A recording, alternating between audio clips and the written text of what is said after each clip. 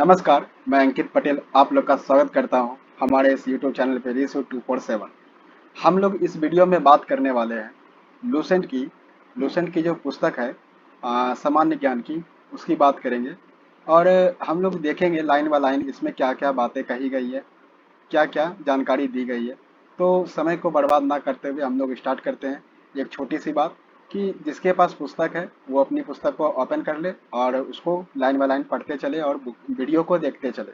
और जिसके पास पुस्तक नहीं है तो क्या करे, वीडियो को कंसंट्रेशन के साथ देखे और इसका नोट्स बनाने की कोशिश करे। छोटा से छोटा नोट्स बनाए, ज़्यादा बड़ा बनाने का कोई फ़ायदा नहीं है। तो समय को बर्बाद ना करते हुए स्टार्ट करते हैं हम लोग। तो लूसेंट की पुस्तक में सबसे पहले हम लोग बात करने वाले हैं प्राचीन भारत की इतिहास की। तो इसमें हम लोग कई सारी चीज़ें देखेंगे। तो स्टार्ट करते हैं हम लोग। भारत का इतिहास, क्लियर है बात? भारत का इतिहास। तो हम लोग देखते हैं पहला पैरा क्या लिखा हुआ है कि उत्तर में हिमालय से लेकर दक्षिण में समुद्र तक फैला यह उपमहाद्वीप जो है वो क्या भारतवर्ष के नाम से ज्ञात है, भारतवर्ष के नाम से जाना जाता है। ठीक है, अब ये उत्तर में हिमालय से लेकर के क्या तात्पर्य है, ये बता रहा है कि आप ये देखिए, ये जो मैप है, उत्तर में ये नॉर्थ हो गया। ठीक है, उत्तर में यहाँ का क्षेत्र क्या है, हिमालय का क्षेत्र है। हिमालय से लेकर के उत्तर में क्या है, हिमालय से लेकर दक्षिण में, अगर दक्षिण की बात करें तो ये समुद्र। क्लियर है बात? ये समुद्र की बात की जा रही है, दक्षिण में समुद्र, ये साउथ एरिया और ये नॉर्थ एरिया। ठीक है, क्लियर है बात? तो बस यही है, उत्तर में हिमालय से लेकर और दक्षिण में समुद्र तक फैला ये जो उपमहाद्वीप है, ठीक है, ये भारतवर्ष के नाम से जाना जाता है। ये जो उपमहाद्वीप है ये क्या है, भारतवर्ष के नाम से जाना जाता है। ये बात क्लियर है? यहाँ तक सभी को क्लियर है? तो आगे देखते हैं आगे क्या लिखा हुआ है, आगे की बातचीत करते हैं। तो क्या है, जिसे महाकाव्य और पुराणों में भारतवर्ष अर्थात भरतों का देश, ठीक है। अब क्या कहा गया कि यहाँ पे महाकाव्य और पुराण जो है उसमें भारतवर्ष का मतलब कि भरतों का देश इस नाम से कहा गया है। ठीक है, अब यहाँ पे क्या है, इस यहाँ के निवासियों को, भारत के निवासियों को क्या कहा जाता है, भारतीय कहा जाता है। क्लियर है बात? क्या लिखा हुआ है, भारत के निवासियों को भारतीय कहा जाता है, अर्थात भारत का संतान। क्लियर है बात? भारत का संतान। तो फिर अब आगे देखते हैं क्या है, भारत क्या है। अगर भारत की बात करें तो भारत क्या है, भारत क्या है, एक प्राचीन कबीले, एक प्राचीन कबीले का नाम है। क्लियर है बात? भारत एक प्राचीन कबीले का नाम है। तो यहाँ तक हम लोग बात कर लिया। अब आगे देखते हैं क्या लिखा हुआ है कि प्राचीन भारत प्राचीन भारत अपने देश को जम्बू द्वीप भी कहते थे। अब प्राचीन भारत जो है, प्राचीन भारत का सेंस क्या कि प्राचीन काल में जो रहते थे लोग, वो लोग भारत को क्या कहते थे, प्राचीन भारतीय जो है अपने देश को क्या कहते थे, जम्बू द्वीप कहते थे।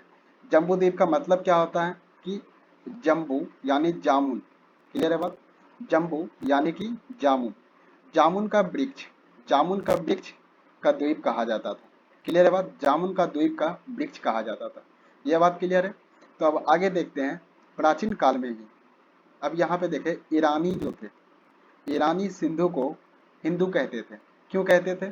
क्योंकि सिंधु जो है, स का जो उच्चारण है वो लोग ह करते थे। क्लियर है बात? वो लोग ह करते थे, तो सिंधु के जगह वो लोग हिंदू बोलने लग गए। और तो यहाँ पे वही लिखा हुआ है कि इसे सिंधु नदी के नाम से जोड़ते थे। ठीक है, इसे सिंधु नदी के नाम से जोड़ते थे, जिसे वो क्या करते थे, सिंधु ना कह के हिंदू कहते थे। क्लियर है बात? सिंधु ना कह के हिंदू कहते थे। अब यही हिंदू नाम क्या हो गया, हर जगह पश्चिम के क्षेत्र में यही हिंदू नाम, यही नाम जो है क्या हुआ, पूरे पश्चिम के क्षेत्र में फैल गया। क्लियर है बात? फैल गया, पूरे पश्चिम के क्षेत्र में फैल गया। क्लियर है बात? तो यही अब आगे लिखा हुआ है, पूरे देश को इसी एक नदी के नाम से जाना जाने लगा।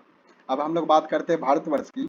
ये जो भारतवर्ष आप देख रहे हैं, यहाँ पे क्या हुआ कि पूरे देश को क्या हो गया, एक ही नाम से जाना जाने लग गया। क्लियर है बात? यहाँ पे पूरा का पूरा हिंदू नाम से जाना जाने लग गया, इस तरह की बातें। क्लियर है? तो अब हम लोग यहाँ पे देख लिए क्या था। अब आगे की बातचीत करते हैं। तो आगे क्या है कि ईरानी का बात हो गया, अब हम लोग कर रहे हैं यूनानी की बात। ठीक है, यूनानी की बात कर रहे हैं। तो इन्होंने क्या कहा था प्राचीन काल में, इंदे। क्लियर है बात? इंदे, प्राचीन काल में इंदे। अब यहाँ पे हम लोग देखें तो क्या था, यूनानी इंदे कह रहे हैं और ईरानी क्या कह रहे हैं, सिंधु को हिंदू कह रहे हैं। क्लियर है बात, ये दो नाम याद रखिए। अब इसके बाद हम लोग आगे चलते हैं, आगे की बात करें तो अरब की बात करेंगे। अरब इसे क्या कहते थे? अरब इसे हिंद कहते थे। अरब इसे हिंद कहते थे। क्लियर है बात। तो यहाँ तक ये सारी बातें क्लियर है। अब आगे क्या लिखा हुआ है कि मध्यकाल, मध्यकाल में जैसे कि हम लोग पढ़ते हैं ना, प्राचीन काल, मध्यकाल, आधुनिक काल, इस तरह की बातें। तो मध्यकाल में क्या हुआ कि इसे हिंदुस्तान के नाम से कहा जाने लगा, इसे हिंदुस्तान कहा जाने लगा। क्लियर है बात। फिर वहीं आगे लिखा हुआ है कि यह शब्द भी फारसी शब्द हिंदू से बना है। अगर हम बात करें हिंदुस्तान का जो नाम कहा जाने लगा मध्यकाल में, तो यह शब्द जो है फारसी शब्द क्या, हिंदू के, हिंदू से बना है। क्लियर, क्लियर है बात। फारसी शब्द हिंदू से बना है। ठीक है। तो अब हम लोग आगे चलते हैं, क्या लिखा हुआ है, यूनानी भाषा इंदे जो है, जैसे कि यहाँ पे लिखा हुआ है कि यूनान की जो बात है, ये क्या है, ये क्या कहते थे, इंदे कहते थे। तो यूनान की जो भाषा इंदे है, इसी के आधार पे अंग्रेज क्या किए, इसे क्या कहने लगे, इंडिया कहने लग गए। क्लियर है बात, इसे इंडिया कहने लग गया। तो बस यही छोटी सी जानकारी एक परिचय की तरह दिया हुआ है, एक भारत का परिचय की तरह दिया हुआ है कि वो क्या है, कहाँ पे है, किस तरह की बातें हैं, प्राचीन काल में से लोग क्या कहते थे, ये सारी बातें कही गई हैं। अब हम लोग आगे देखते हैं कि सबसे पहले तो ये क्लियर हो गया कि ये भारत है। ठीक है। यहाँ के लोग को भारतीय कहा जाता है, इसे जम्बू द्वीप भी कहा गया है। क्लियर है बात। तो ये सारी बातें हैं। अब हम लोग आगे देखते हैं, विंध्य की बात करते हैं, विंध्य की पर्वत श्रृंखला, विंध्य की पर्वत श्रृंखला उत्तर और दक्षिण।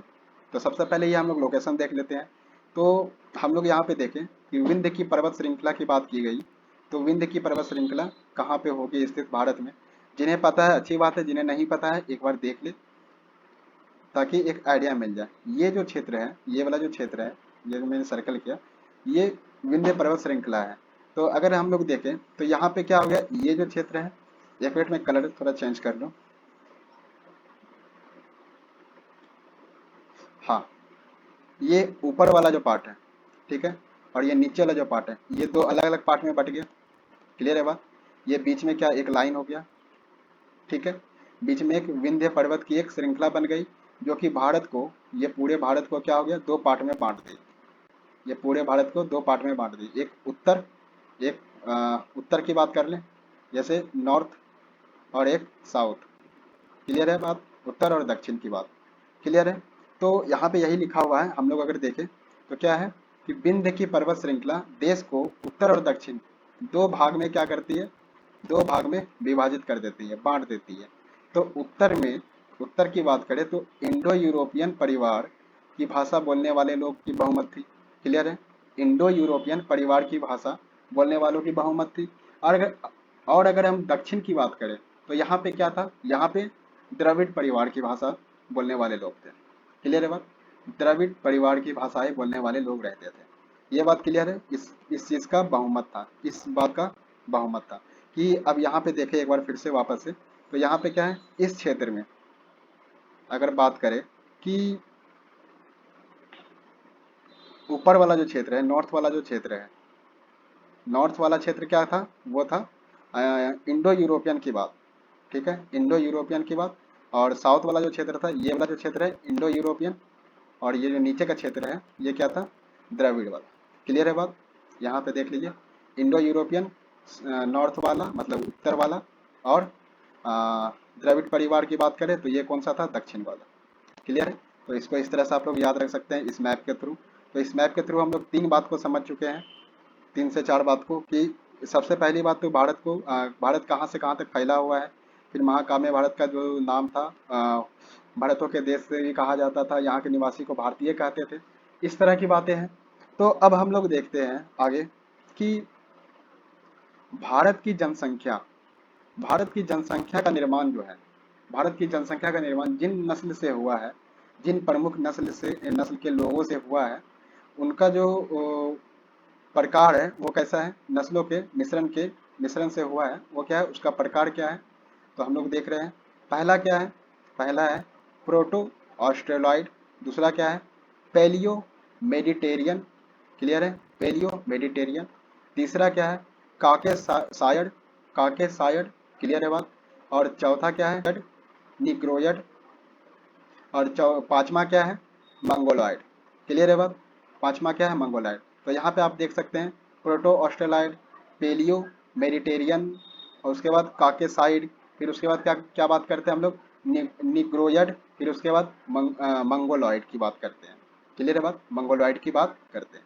तो यहाँ तक ये बात पता चल गया कि किन किन लोगों की किन किन प्रमुख नस्लों की बात की गई है। तो यहाँ पे हम लोग देख लिए ये कितना है, ये 5 है।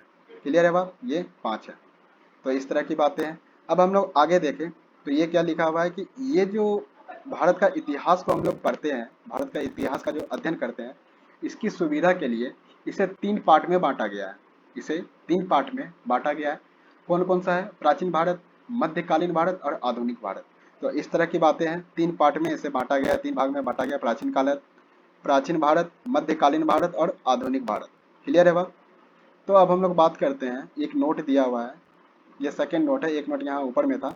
ये जो जनसंख्या निर्माण की बात कही गई थी, नस्लों की बात की गई थी, वो फर्स्ट नोट था। और सेकंड नोट की बात करें तो उसमें क्या लिखा हुआ है कि सबसे पहले इतिहास को 3 भाग में बांटने का जो श्रेय है वो जर्मन इतिहासकार क्या लिखा हुआ है, क्रिस्टोफ सेलिरियस है। तो हम लोग यहाँ पे देखते हैं इनकी जो पीरियड लिखी गई है वो क्या है, 1638 से 1707 एडी। अब एडी बीसी क्या है वो भी हम लोग आगे समझेंगे, जस्ट इसके बाद थोड़ी सी। अब हम लोग यहाँ पे देख लिए क्या है, सबसे सबसे पहले सबसे पहले इतिहास को 3 भाग में जो बांटता है, ठीक है ना, उसका जो श्रेय जाता है एक जर्मन इतिहासकार क्रिस्टोफ सेलियरस है। तो अब हम लोग आगे बात करते हैं, अब हम लोग आगे की बातचीत करते हैं। तो हम लोग यहाँ पे देखें प्राचीन काल, पहले देखे थे प्राचीन काल, मध्यकालीन, और उसके बाद क्या देखे थे, आधुनिक। तो हम लोग सबसे पहले प्राचीन को लेके चल रहे हैं। अगर प्राचीन की बात करें तो हम लोग स्टार्ट करते हैं प्राचीन भारत। तो इसके स्रोत की बात कर रहे हैं, इतिहास के स्रोत की बात कर रहे हैं। तो क्या लिखा हुआ है, प्राचीन भारत इतिहास के विषय में जानकारी मुख्यतः 4 स्रोतों से प्राप्त होती है। मुख्यतः 4 स्रोतों से प्राप्त होती है। यह कौन कौन सा स्रोत है उसको देखिए। तो पहला है धर्म ग्रंथ, दूसरा है ऐतिहासिक ग्रंथ, और तीसरा है विदेशियों का विवरण, ठीक है, और चौथा क्या है, पुरातात्विक संबंधित साक्ष्य। क्लियर है। अब जो भी धर्म ग्रंथ है उसकी बात कर लेंगे, या फिर ऐतिहासिक ग्रंथ है उसकी बात कर लेंगे, बाहर से आए हुए लोगों का विवरण की बात कर लेंगे, या फिर पुरातात्विक साक्ष्य की बात कर लेंगे। ये 4 तरह का स्रोत की बात कही गई है प्राचीन भारत के काल में। क्लियर है बात। तो अब हम लोग बात करते हैं सबसे पहले धर्म ग्रंथ और ऐतिहासिक ग्रंथ की। तो धर्म ग्रंथ और ऐतिहासिक ग्रंथ से मिलने वाली प्रमुख जानकारी इस प्रकार है, नीचे देख सकते हैं हम लोग क्या क्या है। तो भारत का सर्वप्रथम धर्म ग्रंथ वेद है। क्लियर है बात, भारत का सर्वप्रथम ग्रंथ क्या है, वेद है। सर्वप्राचीन है, सबसे पुराना, ठीक है, प्राचीन मतलब पुराना होता है, सबसे प्राचीन। तो अगर यहाँ हम लोग बात करें, जिसके संकलनकर्ता कौन थे, महर्षि कृष्ण द्वैपायन। क्लियर है, महर्षि कृष्ण द्वैपायन वेद व्यास को माना गया है वेद के क्या, संकलनकर्ता। क्लियर है बात, वेद के संकलनकर्ता। यहाँ पे क्या लिखा हुआ है नाम, कि महर्षि कृष्ण द्वैपायन वेद व्यास को माना जाता है। क्लियर है बात। तो यहाँ पे हम लोग क्या देख रहे हैं कि वेद वसुदेव कुटुंबकम का उद्देश्य देता है। ये जो वेद की बात कही गई है, सर्वप्राचीनतम वेद की जो बात कही गई है, भारत के सर्वप्राचीनतम धर्म ग्रंथ की बात क्या है, वेद है। तो वेद की जो बात कही गई है उसमें क्या लिखा हुआ है कि वो जो उद्देश्य देता है, वसुदेव कुटुंबकम, वसुदेव कुटुंबकम की बात कहती है। क्लियर है बात, वसुदेव कुटुंबकम की बात कही जाती है। तो इस तरह की बातें हैं। आगे क्या लिखा हुआ है, भारतीय परंपरा वेदों को नित्य तथा अपौरुषीय, ठीक है, नित्य तथा अपौरुषीय मानती है। और अगर बात करें वेद कितने प्रकार के हैं, तो 4 प्रकार के हैं। कौन कौन से, ऋग्वेद, यजुर्वेद, सामवेद और अथर्ववेद। क्लियर है बात, ऋग्वेद, यजुर्वेद, सामवेद और अथर्ववेद। तो हम लोग इसी को समझते हुए अब आगे चलते हैं कि इन 4 वेदों को संहिता कहा जाता है। क्लियर है, इन 4 वेदों को अगर हम बात करें तो क्या है, इन 4 वेदों को संहिता कहा जाता है। ठीक है, अब हम लोग बात करेंगे सबसे पहले ऋग्वेद की। तो ऋग्वेद की जानकारी ले लें थोड़ा। यहाँ पे जो लिखा हुआ है, ये ऋचाओं की बात कही गई है। तो ये क्या है, ये मंत्र है, ठीक है, ये मंत्र है। तो यहाँ पे मंत्रों के अगर बात करें तो या तो आप बोल रहे इसे ये ऋचाओं की बात बोल रहे हैं या फिर मंत्रों की बात बोल रहे हैं, बात एक है। तो मंत्रों का क्रमबद्ध ज्ञान के संग्रह को ऋग्वेद कहा जाता है, ठीक है। यहाँ पे मंत्र इसलिए मैं बोल रहा हूँ ताकि समझने में सबको आसानी हो और ऋचाओं की ये जानकारी मिल जाए कि इसका मतलब होता क्या है, ठीक है। ऋचाओं का मतलब मंत्र की बात कही जा रही है। तो इसके जो क्रमबद्ध ज्ञान के संग्रह को हम लोग क्या कहते हैं, ऋग्वेद कहते हैं। क्लियर है बात, हम लोग क्या कहते हैं इसे, ऋग्वेद कहते हैं। तो अब क्या लिखा हुआ है इसमें कि इसमें 10 मंडल है, इसमें 10 मंडल है। अब मंडल क्या है वो भी समझेंगे। 10 मंडल है और 10 28 मतलब 1028 सूक्त है, 1028 सूक्त है। अगर बात करें तो 10 मंडल और 1028 सूक्त की बात किसमें कही गई है, तो ऋग्वेद में कही गई है। इस बात को ध्यान में रखना है। और यहाँ जो सूक्त की बात की गई है तो इसमें से बालखिल्य पाठ के 11 सूक्त सहित को लेकर के किया गया है। बालखिल्य पाठ के 11 सूक्त सहित इसमें शामिल है इन 10 में, ठीक है। अब बात करें ऋचाओं की बात, ऋचाएं की बात, मंत्र की बात, तो ये क्या है 10,462, ठीक है, 10,462। क्लियर है। तो इतना ऋचाएं हैं, इतना मंत्र है। तो अगर बात करते हैं इस वेद की ऋचाओं को पढ़ने वाले ऋषि को क्या कहा जाता है, तो होत्र कहा जाता है। इस वेद की ऋचाओं को पढ़ने वाले ऋषि को क्या कहा जाता है, होत्र कहा जाता है। तो ये यहाँ पे लिखा हुआ है। अब यहाँ पे क्या है, इस वेद से आर्य के राजनीतिक प्रणाली, इतिहास के एवं ईश्वर की महिमा के बारे में जानकारी मिलती है। तो यहाँ पे बताया गया है कि वेद को पढ़ने का क्या मतलब यहाँ पे जानकारी प्राप्त होती है, क्या प्राप्त होती है, ऐसी क्या बातें हैं। तो यहाँ पे कही गई है कि आर्य से जुड़ी जानकारी प्राप्त होती है, ठीक है, इतिहास की जानकारी प्राप्त होती है और साथ ही साथ ईश्वर की महिमा की जानकारी प्राप्त होती है। क्योंकि इसमें मंत्रों की बात कही गई है तो ईश्वर से डायरेक्ट इसमें कनेक्टिविटी बना हुआ है। तो ये सारी बातें हैं। तो यहाँ पे इस पायरा में जो आपको याद रखना है, वो याद रखने वाली बात क्या है, मैं एक बार बोल देता हूँ, उसे ध्यान में रखिएगा। सबसे पहले इसे मैं इरेज कर लूँ, 1 मिनट।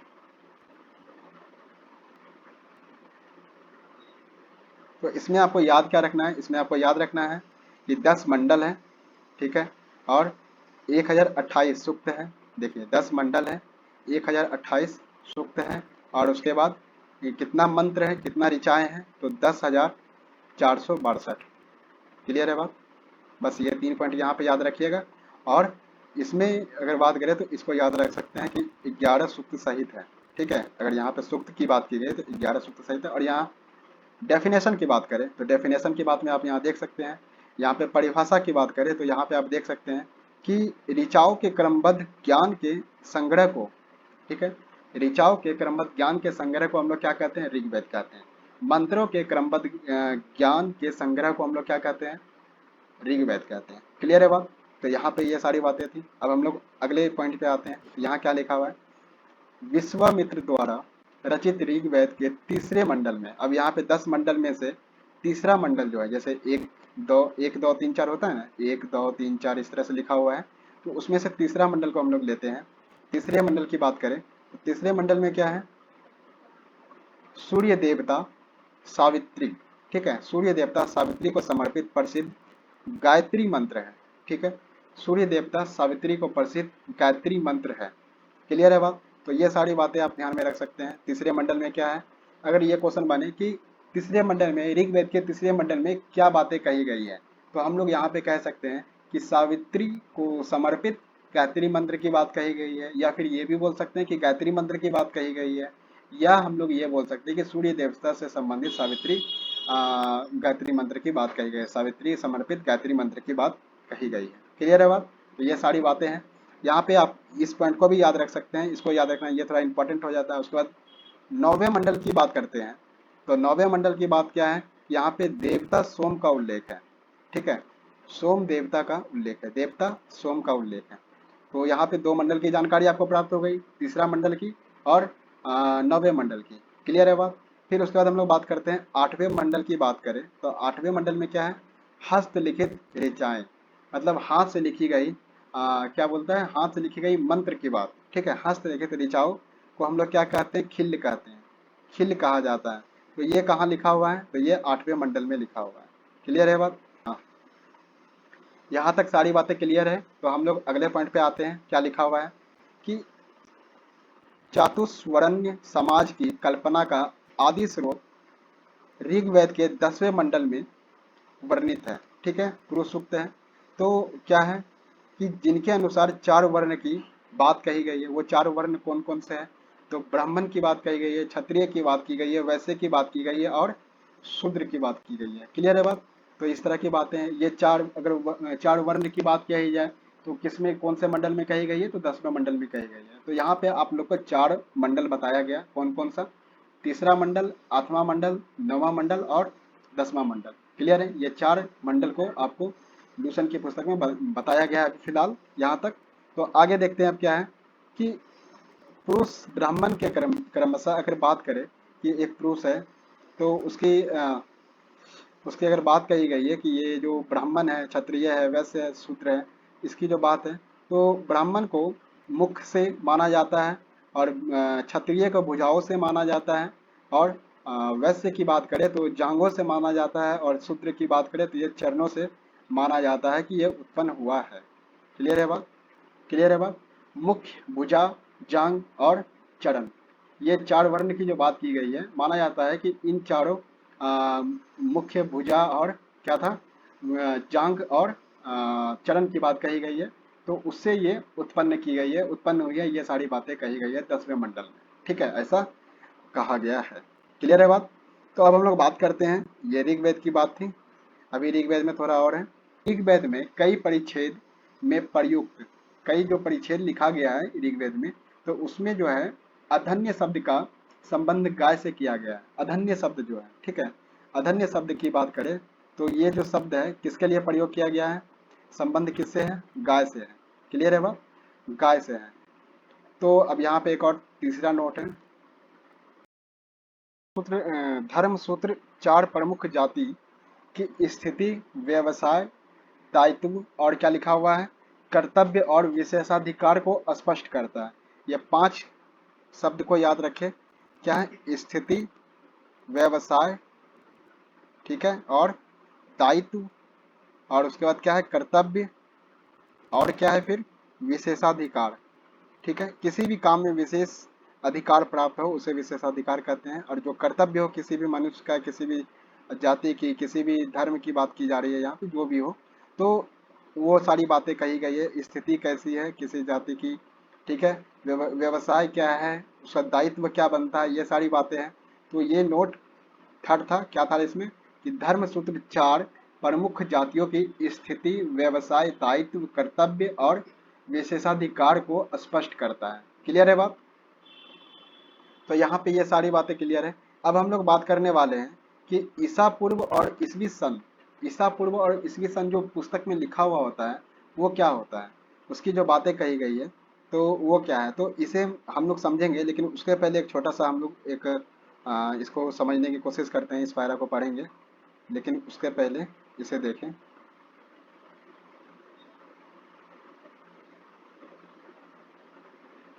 अब हम लोग बात कर रहे हैं ईसा पूर्व और ईसवी की। तो इसे हम लोग समझते हैं एक बार टेबल से। उसके बाद इस हम लोग को देखेंगे इसमें क्या लिखा हुआ है, इस चीज़ को समझेंगे। तो एक बार मैं एक ब्लैंक पेपर निकाल लूँ।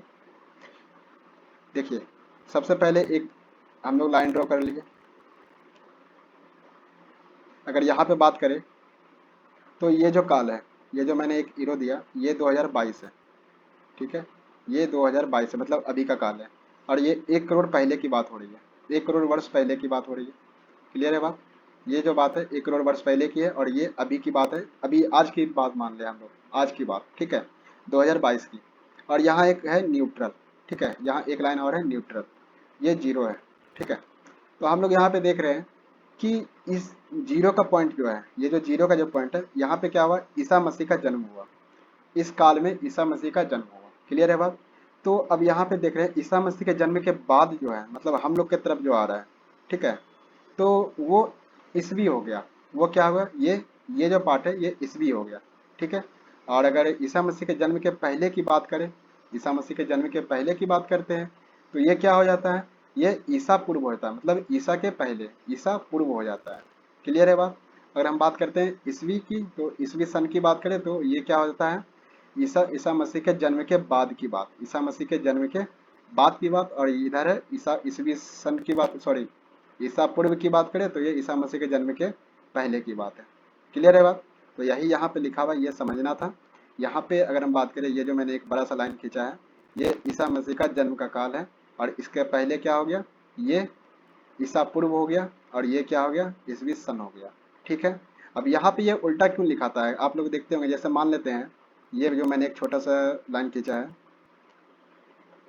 ये है सिंधु सभ्यता का काल मान लेते हैं लगभग।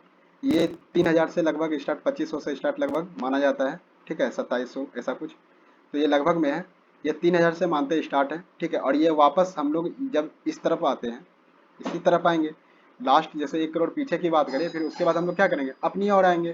तो अपनी ओर आते हैं तो ये धीरे धीरे घटते जाता है। ठीक है, ये धीरे धीरे घटते जाता है। तो ये कब कब तक चला, सिंधु सभ्यता की बात करें, ये लगभग 1500 तक माना जाता है, 1700 तक माना जाता है। क्लियर है बात, यहाँ तक ये बात क्लियर है। तो इस तरह की बातें हैं। तो यहाँ पे आप देख रहे हैं कि ये ज़्यादा लिखाता है, उल्टा लिखाता है। मान के चलिए ईसा पूर्व, अब यहाँ पे मैं ये जो बता रहा था, ये इसलिए बता रहा था कि ईसा पूर्व के पहले की जो बात होती है, सॉरी इसी ईसा मसीह के जन्म के पहले की जो बात होती है, मतलब ईसा पूर्व की जो बात होती है, वो उल्टा लिखाता है। ठीक है, पहले बड़ा लिखाता है फिर छोटा लिखाता है। और अगर ईसवी सन की बात करते हैं तो ये पहले बड़ा लिखाता है, सॉरी ये पहले छोटा लिखाता है फिर बड़ा लिखाता है। क्लियर है बात। अगर मान लेते हैं इधर हम शुरू करेंगे तो क्या लिखेंगे, पहले 1 लिखेंगे फिर 2 लिखेंगे। क्लियर है बात, 1 लिखेंगे फिर 2 लिखेंगे। उसी तरह से बात करते हैं कि यहाँ पे हम लोग देखें तो हम लोग का जो आधुनिक काल स्टार्ट होता है, जैसे ईस्ट इंडिया कंपनी की बात करते हैं 1600 से। ठीक है, फिर उसके बाद हम लोग किधर आते हैं, 1900 के और आते हैं, 1900 के और आते हैं। क्लियर है बात। तो इस तरह की बात है, इधर क्या होगा, छोटा पहले होगा और बड़ा बाद में होगा। क्लियर है बात, बस यही बात यहाँ बताना था। और बाकी हम लोग फिर वापस पहुँचेंगे अपने जगह पे। तो ये क्या था, एक बार फिर से देख ले, ये ईसा मसीह का जन्म का काल, फिर इसके बाद के काल को ईसवी, और इसके पहले के काल को ईसा पूर्व। क्लियर है बात। तो अब हम लोग वापस आते हैं, क्या लिखा हुआ है इसमें देखिए, वर्तमान में प्रचलित ग्रेगोरियन कैलेंडर, ईसाई कैलेंडर और जूलियन कैलेंडर। ठीक है, ईसाई कैलेंडर और जूलियन कैलेंडर ईसाई धर्म गुरु ईसा मसीह के जन्म वर्ष पर आधारित है। ठीक है, कल्पित पर आधारित, ईसा मसीह जन्म वर्ष कल्पित पर आधारित है। इस तरह की बातें यहाँ लिखी गई है। अब क्या है अगला लाइन, ईसा मसीह के जन्म के पहले के समय को ईसा पूर्व, जो मैंने अभी जस्ट बताया, इंग्लिश में से क्या कहा जाता है, before Christ, before the birth of क्या है, क्राइस्ट। क्लियर है बात। तो ये बातें कही गई है। अब ईसा पूर्व में, ईसा पूर्व में वर्ष की गिनती उल्टी दिशा में की जाती है। ईसा पूर्व में वर्ष की गिनती उल्टी दिशा में की जाती है। ये बात मैंने भी समझा, हम लोग ने समझा कि ईसा पूर्व की बात करते हैं तो उल्टी दिशा में, अभी 3500 की बात की थी, सिंधु सभ्यता की बात की गई थी। जैसे एक एग्जाम्पल दिया गया है कि महात्मा बुद्ध का जन्म जो है 563, ठीक है, 563 ईसा पूर्व में, एवं मृत्यु की बात कही गई है पूर्व में हुआ था। ठीक है, 483 की बात कही गई, 483 में इसकी मृत्यु की बात कही गई। तो यहाँ देखिए पहले 563, फिर उसके बाद 483 की बात कही गई है। क्लियर है बात। यानी कि ये उल्टा चल रहा है, ईसा पूर्व उल्टा चल रहा है। ईसा पूर्व क्या है, बीसी। ठीक है, ईसा पूर्व बीसी, और एडी की बात आएगी, मैं बता दूंगा अभी जस्ट। फिर उसके बाद मैं बात करूं, यानी ईसा मसीह के जन्म के 563 मतलब 563 वर्ष पूर्व महात्मा बुद्ध का जन्म हुआ था। क्लियर है बात, महात्मा बुद्ध का जन्म हुआ था, ये बात कहा जाता है।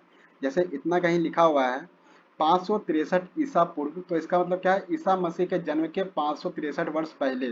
ठीक है ना, तो ये बात कही गई है। क्लियर है। तो अब यहीं पे है, तो महात्मा बुद्ध का जन्म हुआ था। फिर उसके बाद बात करते हैं, मृत्यु की वर्ष बताई गई है 483 की बात, 483 वर्ष पूर्व मृत्यु की बात कही गई है।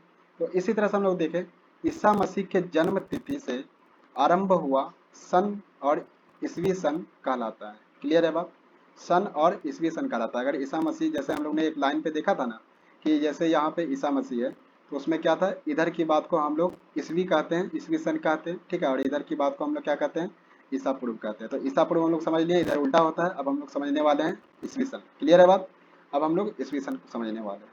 तो यहाँ पे ध्यान बनाए रखें क्या है कि इसके लिए संक्षिप्त में क्या लिखा जाता है, ये देखिए ई। क्लियर है बात, ठीक है, जो मैंने सर्कल किया ई लिखा जाता है। इसे हम लोग क्या बोलते हैं, ईस्वी, ठीक है। अब इसे लेटिन शब्द में क्या कहा जाता है, लेटिन शब्द की लेटिन भाषा के शब्द में इसे एडी कहा जाता है, ठीक है। एडी मतलब क्या होता है, एनो डोमिनी, ठीक है, एनो डोमिनी। यहाँ पे लिखा हुआ है देखिए, एनो डोमिनी, जिसका शाब्दिक अर्थ क्या होता है, in the year of Lord Jesus Christ. Clear है बात, क्लियर है बात, बस यही बात यहाँ पे लिखा गया है।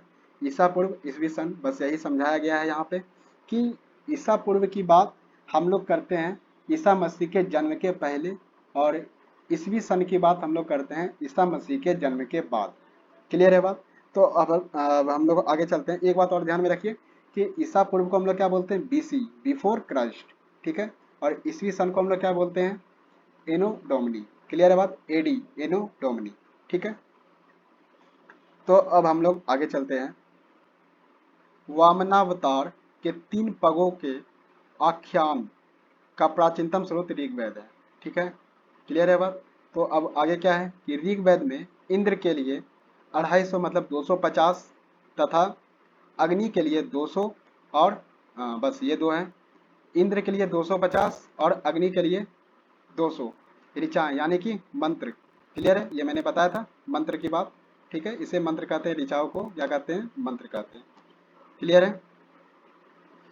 तो मंत्र की रचनाएं की गई है कहाँ पे, तो ऋग्वेद में। ऋग्वेद में इंद्र और अग्नि की बात कही गई, तो क्रमशः 250, सॉरी क्रमशः 250 और 200 की बातें कही गई है, 200 मंत्रों की बातें कही गई है। किसके लिए, तो इंद्र के लिए और अग्नि के लिए। क्लियर है बात।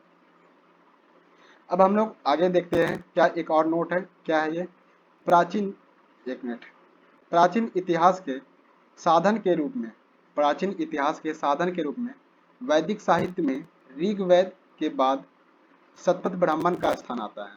प्राचीन भारत के अगर साधन के रूप में बात करें तो वैदिक साहित्य के बाद, ठीक है, वैदिक साहित्य के बाद क्या आता है, शतपथ ब्राह्मण का स्थान आता है। क्लियर है बात, शतपथ ब्राह्मण का स्थान आता है। तो यह पॉइंट याद रखना है, इंपॉर्टेंट है, एग्जाम के लिए पूछा जा सकता है। तो अब हम लोग यहाँ पे लूसेंट के अनुसार ऋग्वेद को खत्म कर चुके हैं। अब हम लोग आते हैं यजुर्वेद पे, यजुर्वेद की बात करते हैं। अब हम लोग बात करने वाले हैं यजुर्वेद। हम लोग अभी देखे ऋग्वेद को देख लिए, ठीक है, ईसा पूर्व ईसवी सन देख लिए और भारत का थोड़ा बहुत परिचय देख लिए, ठीक है। अब हम लोग आ रहे हैं यजुर्वेद पे, ठीक है। तो यजुर्वेद की अगर देखें तो क्या है, सस्वर पाठ के लिए मंत्रों तथा बलि के समय अनुपालन के लिए नियमों का जो संकलन है, ठीक है, यजुर्वेद कहलाता है। संकलन मतलब कह सकते हैं कि बहुत सारी चीज़ों को एक जगह करना, ठीक है ना। तो इसके पाठ्यकर्ता को क्या कहते हैं, अध्वर्यु। क्लियर है बात, अध्वर्यु। तो हम लोग यहाँ पे देखें कि अगर ऋग्वेद की बात किए थे तो उसमें क्या था, होत्र था, ठीक है, उसमें होत्र था, इसमें क्या है, अध्वर्यु है। तो ये दो नाम याद रखिएगा, ऋग्वेद के लिए होत्र, और ऋग्वेद के मंत्र को जो पढ़ते हैं उसे होत्र कहते हैं, और यजुर्वेद के पाठ्यकर्ता को क्या कहते हैं हम लोग, अध्वर्यु। क्लियर है बात। तो अब हम लोग आगे चलते हैं, क्या है, यजुर्वेद में यज्ञों के लिए नियमों एवं विधि विधानों का संकलन मिलता है। यजुर्वेद में हम लोग को क्या मिलता है कि यज्ञ के लिए जो नियम बनाया गया है, जो विधि विधान बनाया गया है, उसका संकलन मिलता है। क्लियर है बात। और फिर अगला क्या है, इसमें बलि की विधि का वर्णन किया गया, जैसे कि अभी हम लोग पढ़े थे मंत्र और बलि के समय अनुपालन की बात, तो उसमें बलि की बात की गई है, बलिदान की बात की है, बलिदान में जो विधि का बात कही जाती है उसका वर्णन मिलता है यजुर्वेद में। क्लियर है। तो अब अगला पॉइंट क्या है, यह एक ऐसा वेद है जो गद और पद दोनों में होता है, ठीक है। इस पद में, सॉरी, इस वेद में क्या है, गद का भी प्रयोग किया गया है और पद का भी प्रयोग किया गया है लिखने में, ठीक है। क्लियर है बात। तो अब हम लोग आगे देखते हैं, क्या है, यजुर्वेद को हम लोग देख लिए। अब हम लोग देखने वाले हैं सामवेद की बात करते हैं। सामवेद की बात करें तो सामवेद में देखने वाले हैं साम। साम का जो शाब्दिक अर्थ होता है गान, ठीक है, गान मतलब गीत गाना, ठीक है ना। तो क्या है, इस वेद में मुख्यतः यज्ञों के अवसर पर गाए जाने वाले ऋचाएं जो होती है, मंत्र का जो उच्चारण होता है, ठीक है ना, उसका संकलन होता है। क्लियर है बात? मतलब यज्ञ के समय जो कि गीत गाए जाते हैं या फिर मंत्र गाए जाते हैं, उसका संकलन होता है सामवेद में। क्लियर है बात? बस वही लिखा हुआ है, एक बार मैं फिर से इसे पढ़ रहा हूँ कि यहाँ से इस वेद में मुख्यतः यज्ञों के अवसर पर गाए जाने वाले ऋचाओं यानी कि मंत्रों का संकलन है। इसके पाठकर्ता को हम लोग क्या कहते हैं? उदात्री। क्लियर है बात? तो यहाँ पे आप लोग तीनों देख सकते हैं, होत्र, अध्वर्यु और उदात्री। ठीक है, तो यहाँ से हम लोग देखते हैं इसका संकलन ऋग्वेद पर आधारित है। क्लियर है बात? इसका जो संकलन किया गया है वो ऋग्वेद पे आधारित है, बस ये बात कही गई है। उसके बाद क्या है, अगर सूक्त की बात करते हैं तो इसमें सूक्त 1810 सूक्त है। क्लियर है बात? 1810 सूक्त की बात कही गई है। क्लियर है? जो कि प्रायः ऋग्वेद से लिया गया है। ऋग्वेद में भी सूक्त की बात कही गई है। अगर हम लोग बात करते हैं ऋग्वेद की, तो हम लोग देख सकते हैं कि ऋग्वेद में सूक्त की बात कही गई है। तो कितना ऋग्वेद में सूक्त की बात कही गई है? तो 1028 की। अगर यहीं पे हम लोग देखें सामवेद में तो कितना है? 1810 की। क्लियर है बात? तो अब हम लोग यहाँ पे देख लिए। अब यहाँ क्या है? अब यहाँ पे गायन की बात होती है। गायन की बात होती है तो अगला पॉइंट देखिए यहाँ क्या लिखा हुआ है, इसे भारतीय संगीत का जनक कहा जाता है। क्वेश्चन बन सकता है कि भारतीय संगीत का जनक किस वेद को कहा जाता है? तो हम लोग क्या बोलेंगे? सामवेद। क्लियर है बात? तो अब यहाँ पे सामवेद खत्म करते हुए एक और नोट है, इसे हम लोग देख लेते हैं। यजुर्वेद तथा सामवेद में किसी भी विशिष्ट ऐतिहासिक घटना का वर्णन नहीं मिलता है।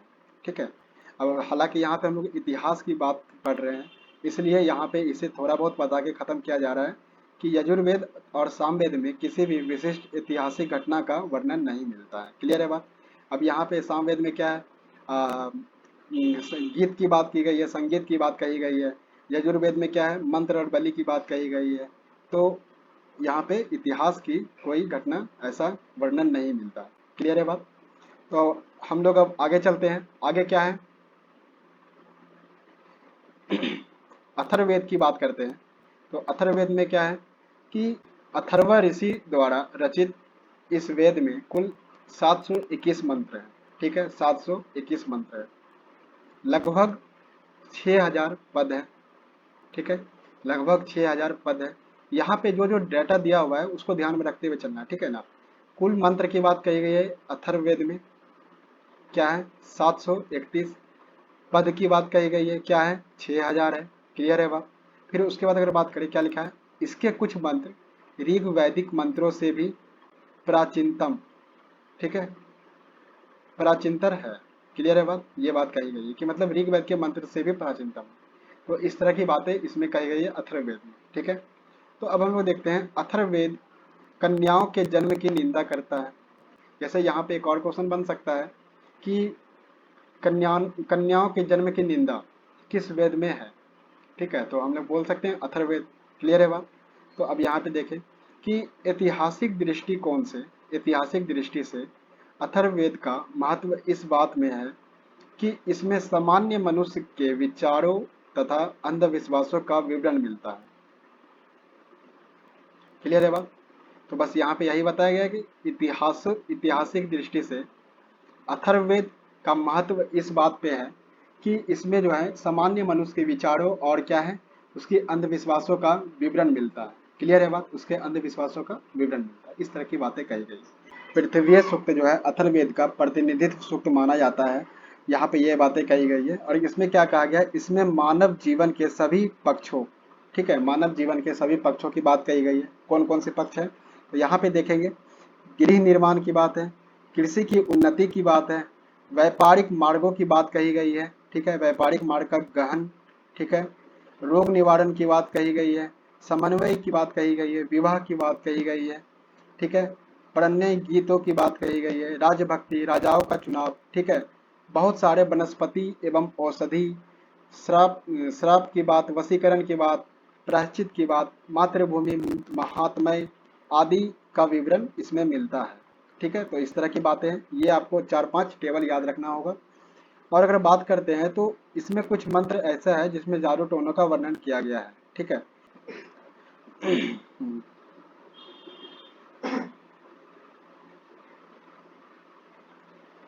अथर्ववेद में परीक्षित को कुरुओं का राजा कहा गया है तथा कुरुओं की बात करें तो कुरु देश की समृद्धि की बात करें, कुरु देश की समृद्धि का क्या है, अच्छा चित्रण मिलता है। कुरु देश की समृद्धि का अच्छा चित्रण मिलता है। तो ये सारी बातें ध्यान में रखनी है। आगे क्या है, अगला पॉइंट देखें। अगला पॉइंट देखें तो क्या है कि इसमें सभापति एवं समिति, ठीक है, इसको क्या कहा गया है, प्रजापति की दो पुत्रियां, ठीक है, प्रजापति की दो पुत्रियां कहा गया है। इस तरह की बातें हैं, ठीक है। सभापति और समिति, सभा एवं समिति की बात करते हैं तो प्रजापति की दो पुत्रियों की बात कही गई है, ठीक है। तो अथर्ववेद की बात ही चल रही है अभी। हम लोग देखते हैं क्या है आगे। वेदों की भी कई शाखाएं हैं जो वैदिक अध्ययन तथा व्याख्या से जुड़े विभिन्न दृष्टिकोणों का प्रतिनिधित्व करता है, ठीक है, विभिन्न दृष्टिकोणों का प्रतिनिधित्व करता है। वेद की बहुत सारी शाखाएं हैं, कई शाखाएं हैं जो कि वैदिक अध्ययन और उसकी व्याख्या से जुड़ी विभिन्न दृष्टिकोण को स्पष्ट करती है, उसका प्रतिनिधित्व करती है, इस तरह की बातें हैं, ठीक है। तो अब उसके हम लोग शाखा की बात कर ले तो यहाँ पे देखिए, एक लाइन पहले पढ़ लेते हैं कि साकल शाखा ऋग्वेद से जुड़ी एकमात्र जीवित शाखा है, ठीक है।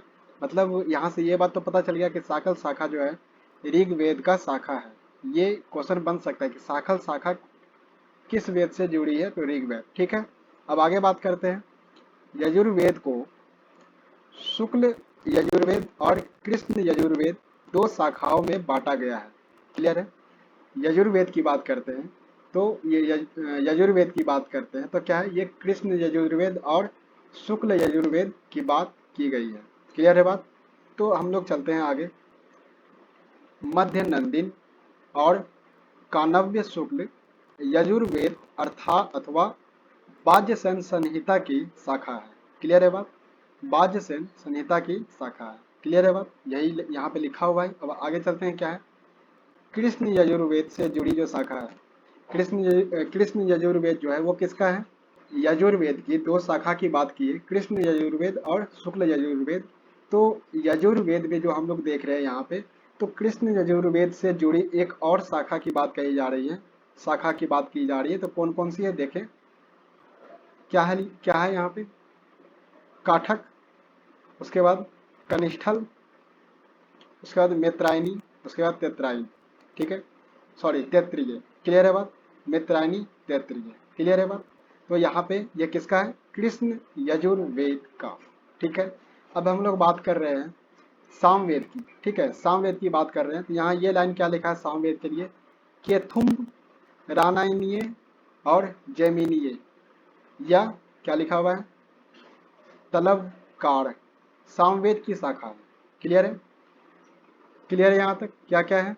तो कोथुम्ब, उसके बाद रानायनी, उसके बाद जैमिनी, उसके बाद तलवकार सामवेद की शाखाएं हैं, क्लियर है बात। तो ये बात कही गई है। उसके बाद क्या है, अथर्ववेद की जो शाखा है, अथर्ववेद की शाखाएं शौनक और पेपरलाद, क्लियर है बात, शौनक और पेपरलाद, क्लियर है। तो ये अथर्ववेद की है। तो यहाँ पे सारे वेद की शाखा की बात कर लिए हम, ऋग्वेद की बात कर लिए, फिर उसके बाद यजुर्वेद की बात कर लिए, फिर उसके बाद हम लोग बात किए तो यहाँ पे देखिए सामवेद की बात कर लिए, ये वाला केथुम वाला रानायनीय वाला, ठीक है। फिर उसके बाद शौनक और पेपरलाद की बात किए, तो ये अथर्ववेद की है, ठीक है, अथर्ववेद की शाखा है, क्लियर है बात। यहाँ तक ये सारी बात क्लियर। तो ये नोट देखते हैं आज की। तो सबसे प्राचीन वेद क्या है, तो ऋग्वेद, सबसे पहले ऋग्वेद में स्टार्ट हम लोग के तो यही पढ़े थे। उसके बाद सबसे बाद का कौन है, तो अथर्ववेद, ठीक है। तो ये याद रखना, चार वेद है, ऋग्वेद, यजुर्वेद, सामवेद और अथर्ववेद। तो ये चार वेद है और पहला क्या है, ऋग्वेद, प्राचीनतम क्या है ऋग्वेद, और बाद की बात करें तो वो क्या है, अथर्ववेद, क्लियर है। तो आज की क्लास हम लोग यहीं पे रोकेंगे, ठीक है, और अगले क्लास में हम लोग कंटिन्यू करेंगे। तो आप लोग बने रहें, ठीक है, धन्यवाद।